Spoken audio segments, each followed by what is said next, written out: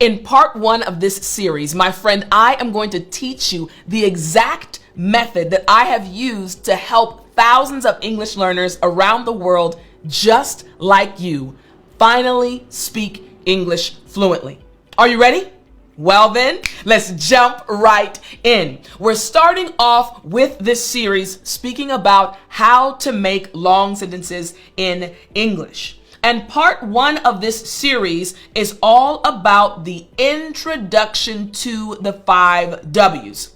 And I'm going to help you understand the 5 W's and why they are important using a 6-day plan. So I want to make sure you have your notebook out. You are taking notes as we go through this lesson because it's going to change your life. So step 1 is all about the 5 W's and understanding them. Looking at day 1, we have the who, what, when, where, and why. Let's start with the who. What is the who and why is it important? You see, the who refers to the main person or people that are connected with what you are talking about. You see, as an English learner, I know you're focused on mastering the grammar rules. I know you're focused on memorizing tons of words. And I know you're focused on improving your pronunciation. Each of these things, they're each very important. But when it comes to English fluency, it's more important for you to be able to convey the right information. To let the person know who's listening to you that you have a good grasp of your opinion, your ideas, and if you're telling a story, all the details connected to the story. That includes who is involved. Then we have the when. Again, we're going over the basic structure and then we're going to dive even deeper. The when. When we say when, we're speaking about the time or season that is connected with what you are talking about.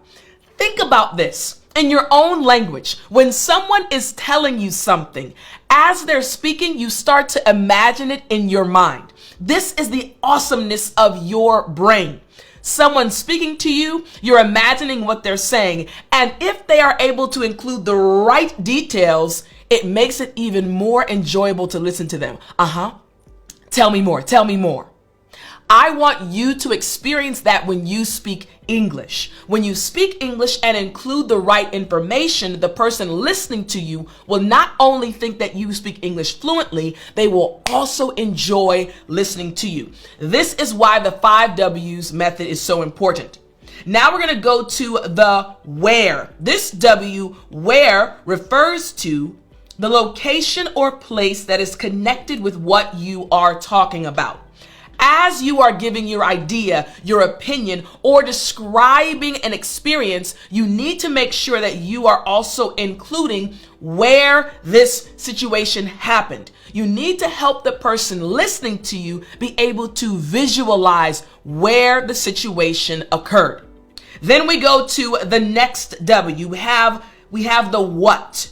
Now, the what refers to what is actually happening. Maybe you're eating lunch. Maybe you're taking an airplane. Maybe you're working. Maybe you're studying. Again, you want to make sure the person understands what is happening. I want to make sure this is clear. The reason why the 5 W's method works so well to help you as an English learner improve your English fluency is because it finally shows you what English fluency looks like to the human brain. I'm able to describe everything, who, what, when, where, and now we have the why. Why are you telling me this information? So the why refers to the reason that is connected with what you are talking about. Why did the person do what they're doing? Why do you have this opinion? Why insert into the blank? So for day 1, the focus is again understanding the 5 W's. Who, what, when, where, and why. Now that we have our foundation, now that we understand the basics of the 5 W's method, it's time to move to day 2. And day 2 is focused on the who and the what. now it's time to get down to the nitty gritty. Remember, I explained we are going through this process to help you master the 5 W's. So now that we're on day 2, we're looking at the who and the what. So you'll see right here, we have 10 different examples for the who. You see that we have right here, we have Brenda, we have Carl, Diana, Eric, Frank, Gloria, Heather, Ian, Janelle, Kevin, individuals.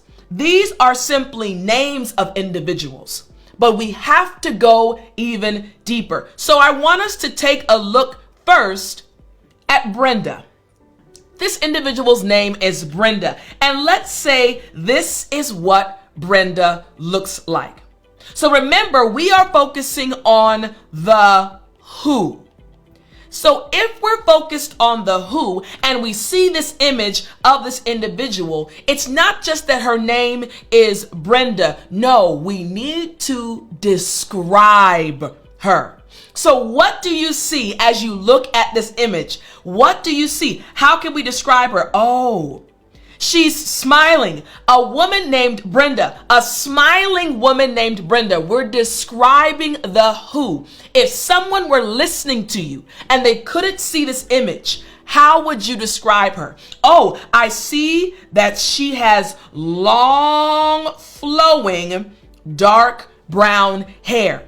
And then look at her eyes. She looks extremely happy. She's wearing what? Red lipstick. She has beautiful teeth. What are we doing? We are describing who this individual is. So now, instead of just saying Brenda, we can add, oh, Brenda's wearing red lipstick. The Brenda I know with the long, flowing, dark brown hair. The Brenda with a wonderful smile. What is happening?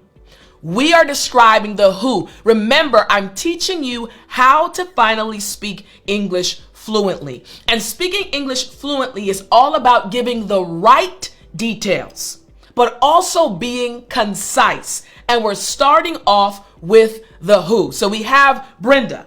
Now imagine we did the exact same thing, and I want you again to look with me. Now let's see a man. His name is Carl. We're still on the who. Now we have a different image.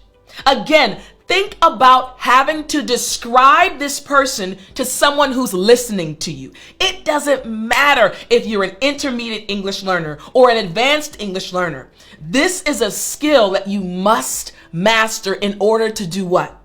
In order to speak English fluently. So now we have this man right here.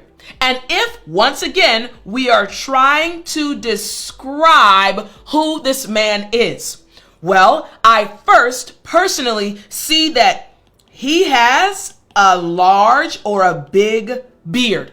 And his hair is kind of blonde and kind of brown mixed. Sometimes we say dirty blonde in English. Then we see that, wow, he has a very intense expression